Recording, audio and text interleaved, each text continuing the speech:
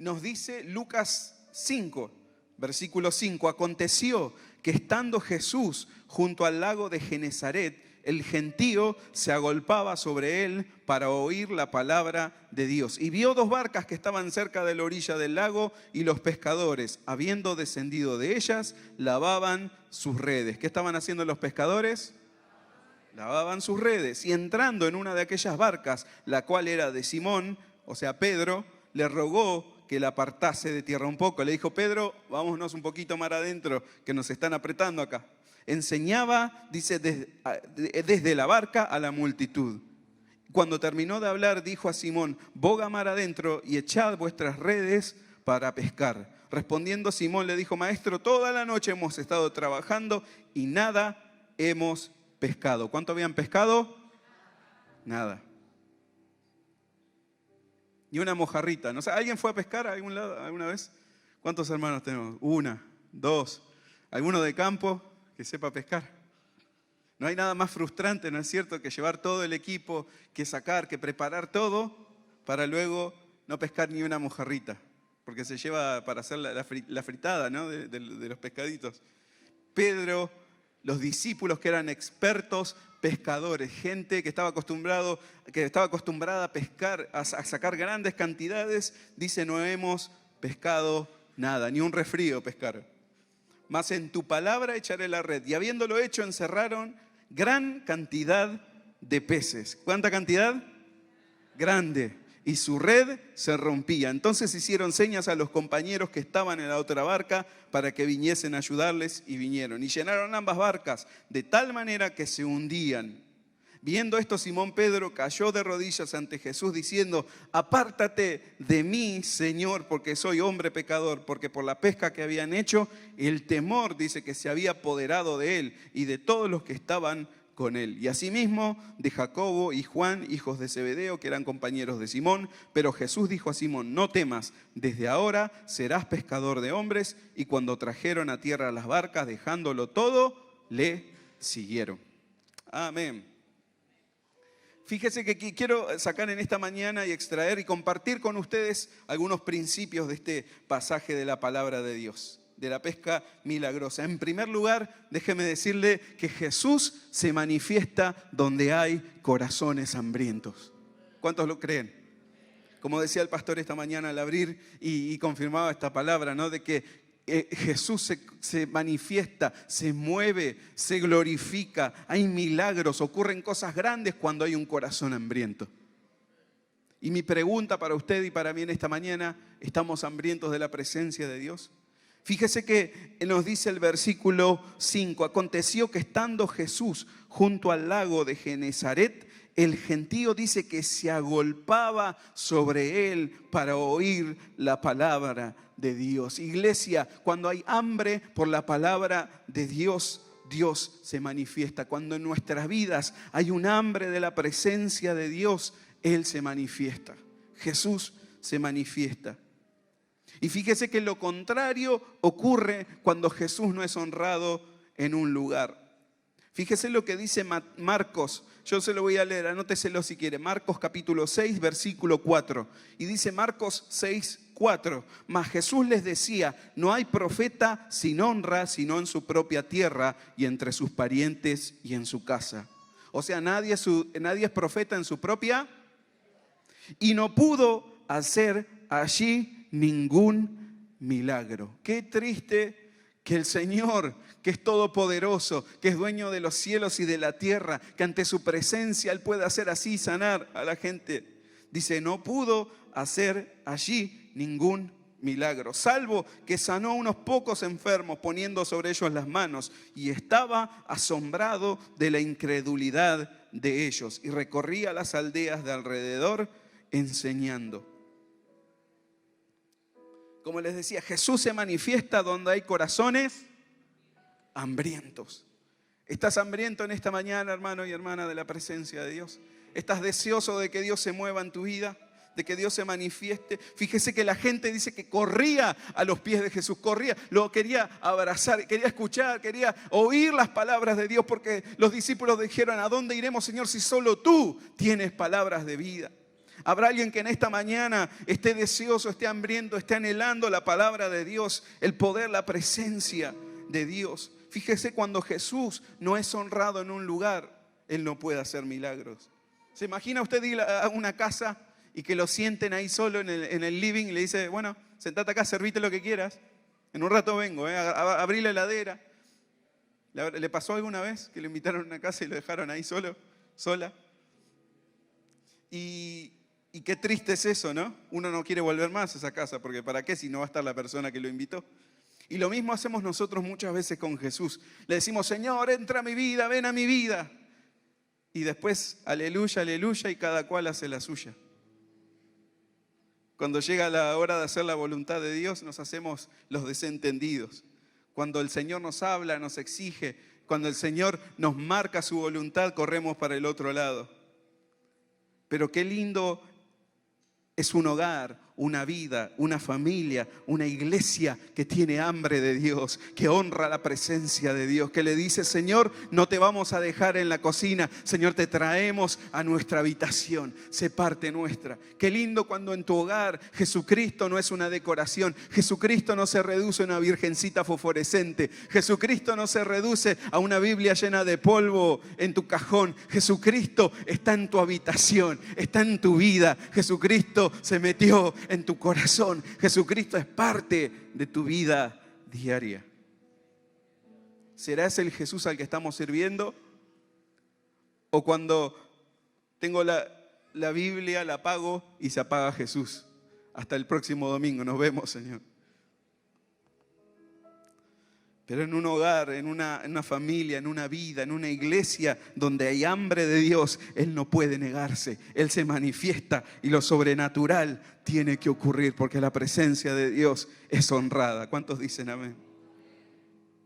Entonces, ¿qué dijimos? Que Jesús se manifiesta donde hay corazones hambrientos. Puede preguntarle a su vecino, al que está al lado, dígale, ¿tenés hambre? Algunos dicen sí, no desayunaron.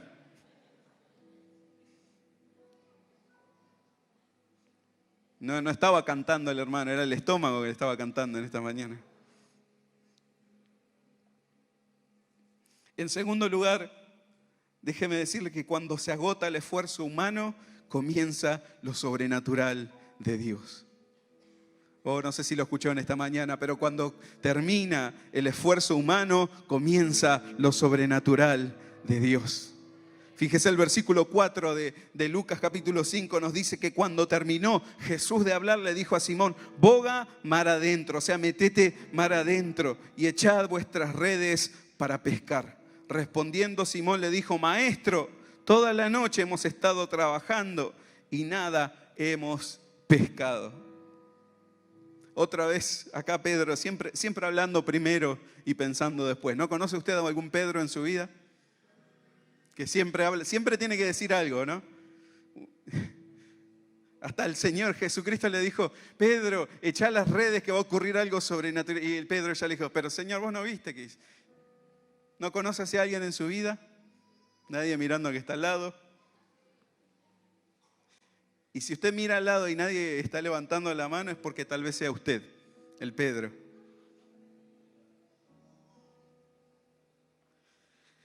Pero siempre Pedro estaba hablando, siempre tenía algo que agregar a lo que Dios le había dicho, le había decidido sobre la vida de Pedro.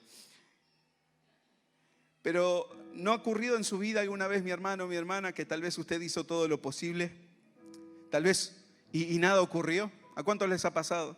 Tal vez ayunaste, tal vez oraste, tal vez serviste, tal vez predicaste, tal vez derramaste tus lágrimas delante del altar y nada ocurrió.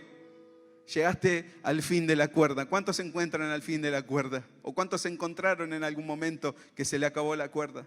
No había más esperanza. O te preparaste para la entrevista, o estudiaste para el examen.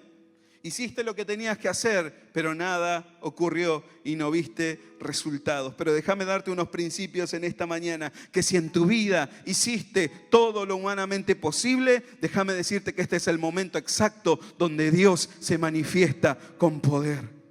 En el momento en el que ya no das más tus fuerzas, en el momento en que ya probaste, intentaste todo, hiciste la voluntad de Dios, hiciste lo que correspondía hacer, se te agotaron sus fuerzas, ahí es donde comienzan las fuerzas de Dios en tu vida.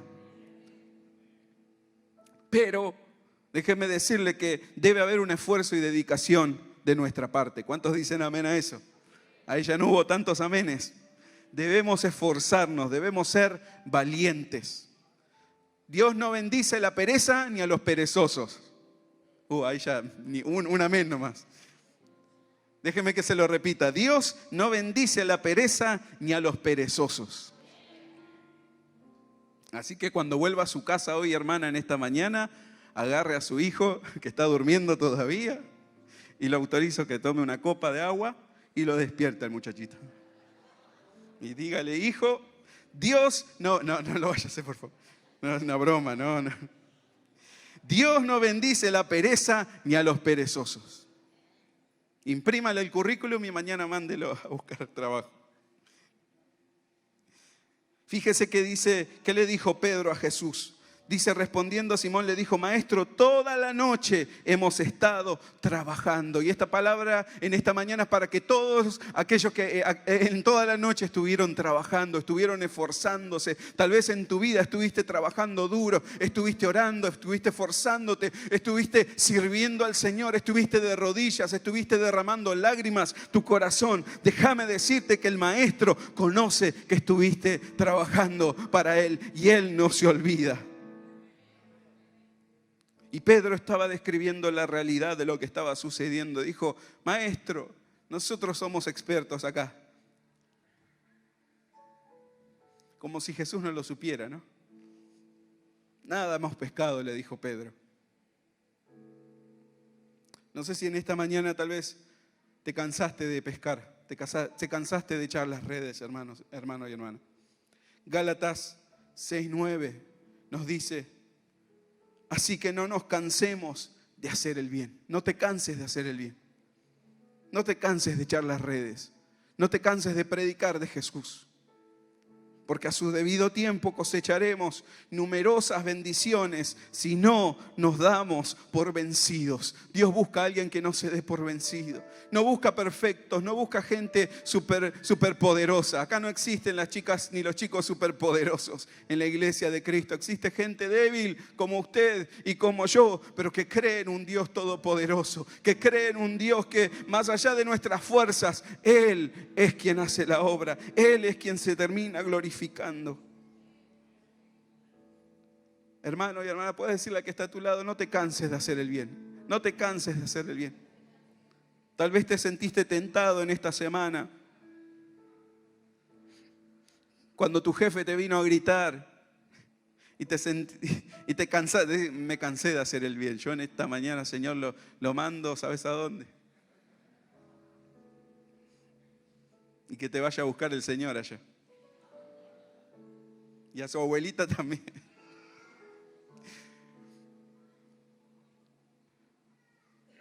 Pero hermano y hermana, no te canses de hacer el bien. No te canses de hacer el bien. No nos cansemos de hacer el bien. No nos cansemos. Por más que te devuelvan mal por bien. Amén. Por más que nos devuelvan una cachetada. Por un abrazo. No importa. Vos lo estás haciendo para Cristo.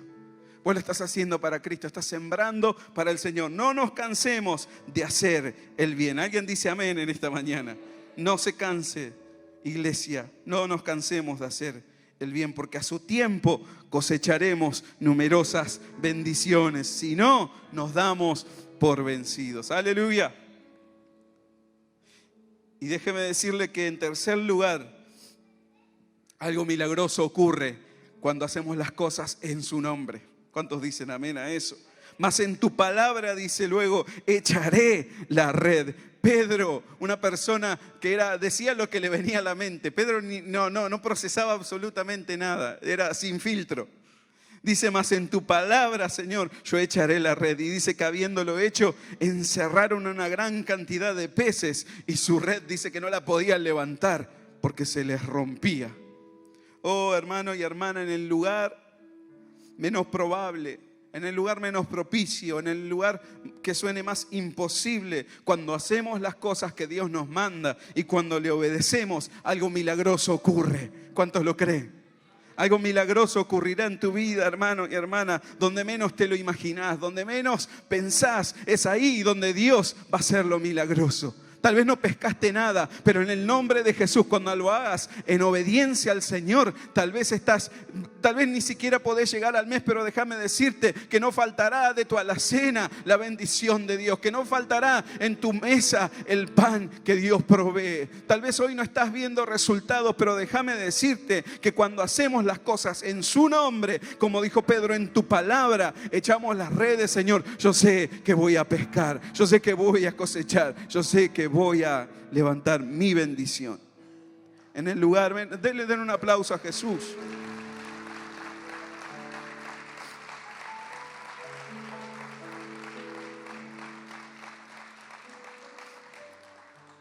En el lugar menos pensado para el ser humano es donde Dios se manifiesta. Fíjese, otra vez Pedrito apareció en la escena. Mateo 14:28 nos dice, recuerda esta escena cuando Jesús se les apareció a los discípulos y Jesús venía caminando, tranquilo, pero Él venía sobre el agua. ¿Alguna vez caminó usted sobre el agua? Yo creo que nadie. Pero fíjese lo que dice Pedro nuevamente. Pedro, el que nunca pensaba lo que decía. Pedro, el que siempre reaccionaba a todo. Dice, Señor, si eres tú, respondió Pedro, mándame que vaya a ti sobre el agua. Y ven, le dijo Jesús. Pedro bajó de la barca y caminó sobre el agua en dirección a Jesús. Ese es mi Señor. Pero solo los que se atreven a obedecer al Señor como Pedro lo hizo, podrán caminar sobre las aguas. En esta mañana caminarás, hermano y hermana, sobre el agua de tus problemas, sobre el agua de tu necesidad, sobre el agua de la crisis mundial, sobre el agua de todo lo que se viene en este tiempo y en esta temporada, pero aquellos que viven por fe podrán caminar por sobre las circunstancias y no te ahogarán. Los discípulos, en el nombre de Jesús, echaron las redes y cosecharon. Y sacaron una gran cantidad de peces. Dice que su red se rompía. En cuarto lugar, el principio que quiero compartirles, ya para ir terminando. Nos dice, volviendo a Lucas capítulo 5, el versículo 6 nos dice que así lo hicieron. Y recogieron una cantidad tan grande de peces que las redes se les rompían. Entonces llamaron por señas a sus compañeros de la otra barca. Dijo, muchachos, vengan a ayudarnos. Ellos se acercaron y llenaron tanto las dos barcas que comenzaron a hundirse. No tan solo se les rompieron las redes, sino que ahora, por la gran cantidad de pescado que habían sacado, de peces, comenzaron a hundirse. Déjame decirte que la bendición de Dios no es tan solo para que te la quedes, sino que Dios te utilizará para bendecir a otros. ¿Cuántos dicen amén a eso?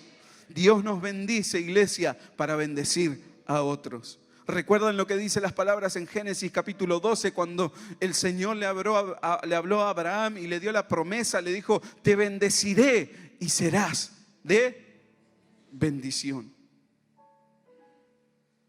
Eso ocurre, iglesia. El Señor te va a usar en esta semana, en este tiempo, para bendecir a otros. ¿Cuántos dicen amén a eso? Para bendecir a otros. Ya no vendrás mendigando por tu bendición, por tu problema. Gente correrá a tu vida a pedirte bendición de Dios. Fíjense que también esto nos deja la lección de que otros son bendecidos aún por acercarse a tu vida. Y eso nos habla de influencia. Otros son bendecidos. Tal vez los otros discípulos no echaron las redes, pero aún fueron bendecidos. Hubo pescado para todo el barrio.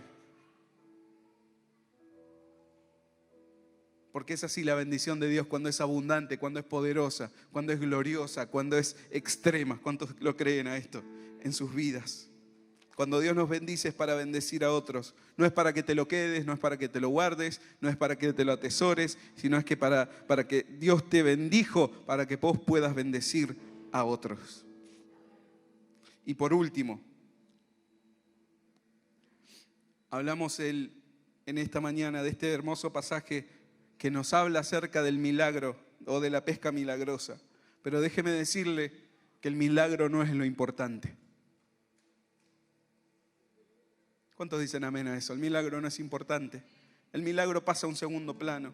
Fíjese lo que dice de los versículos 9 en adelante. Nos dice, es que él y todos sus compañeros estaban asombrados ante la pesca que habían hecho. No sé si lo tenían ahí, pero dice el versículo 10, como también lo estaban Jacobo y Juan, hijos de Zebedeo, que eran socios de Simón. O sea, todos los discípulos, todos los muchachos que estaban sacando la cantidad de peces increíble, se habían asustado porque no podían creer que tan solo con la palabra que Jesús les dijo, podían sacar una pesca tan grande.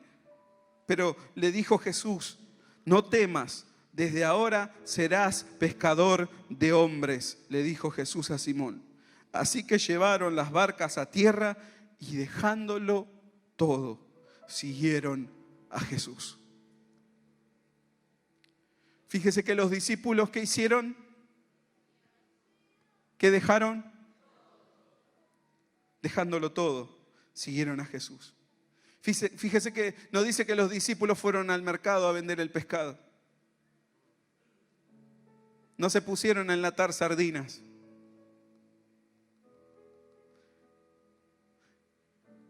No hicieron una fábrica llamada Los Apóstoles.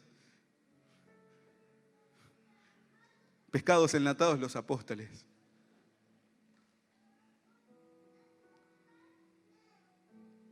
Dice que dejándolo todo, siguieron a Jesús. No les importó el milagro, no les importó la pesca, no les importó nada, sino que les importaba a Jesús. Hermano y hermana, cuando Jesús es lo primero en tu vida, no te va a importar el milagro, te va a importar seguirle a Él. Los discípulos no les importó la pesca, no les importó la barca, ni nada, solo querían seguir a Jesús. ¿Habrá alguien dispuesto a seguir a Jesús en esta mañana? Habrá alguien que tiene hambre, sed de la justicia del reino de Dios. Fíjese qué triste es cuando recibimos el milagro y nos alejamos de Dios, porque ya no tiene sentido buscar a Dios. Si yo vine por mi milagro, recibo mi milagro y me voy. ¿Recuerda usted cuántos eran los leprosos que vinieron a Jesús? 10. ¿Y cuántos volvieron? Miren, esta mañana tenemos la visita de una hermana que por primera vez está con nosotros, Dora, que la saludé antes de la reunión, y ella me contó que vino a agradecer. Vino aquí para agradecer al Señor, porque el Señor la sanó de una enfermedad imposible. No sé si lo puedo contar. ¿Puedo contar brevemente? Lo cuento desde acá para que no levante su voz, pero Dora me compartió que tenía una enfermedad, una operación muy importante y que el Señor la sanó. Y vino en esta mañana a agradecer porque el Señor hizo un milagro a través de la oración desde este lugar, desde esta casa. El Dios de lo imposible, iglesia, está acá. El Dios de lo imposible es a quien nosotros buscamos y no nos alejamos cuando lo recibimos y no nos alejamos cuando nos vamos con el milagro, sino que le decimos gracias, Señor, gracias porque no depende de mí, gracias porque no depende de mi oración, depende de ti. Todo es para ti. Por eso, hermano y hermana, el Evangelio no se enfoca en los milagros. Usted no necesita un milagro en esta mañana, permítame decirle, con todo temor de Dios. Usted no necesita una bendición material. Usted necesita a Jesús en esta mañana. Usted necesita a Jesús. Yo necesito a Jesús. Lo que dice el Evangelio según San Mateo: buscad primeramente el reino de Dios y su justicia, y lo demás vendrá por añadidura. Milagros, prosperidad, bendición, vida en abundancia, gozo, paz. Usted va a poder dormir tranquilo y tranquila sabiendo que del mañana se ocupa el Señor. Eso es lo importante, iglesia.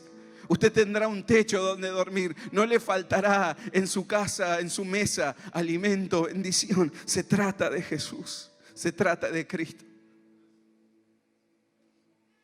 Por eso me impacta el testimonio de Dora, que en esta mañana solo vino a agradecer, a decirle: gracias, Jesús, por lo que hiciste. Porque desde este lugar, hermano y hermana, se oró y un milagro ocurrió en su vida. ¿Cuántos creen que no hay nada imposible para el Señor en esta mañana? No sé si incluso conoces a alguien en tu familia con un diagnóstico de cáncer, de lo que sea, con el peor de los diagnósticos, con la peor de las situaciones. El Señor en esta mañana está aquí para tocar, para sanar, para llenarte, para saciarte. Pero Él quiere que lo busquemos a Él primero. Yo le invito a que se ponga de pie en esta mañana.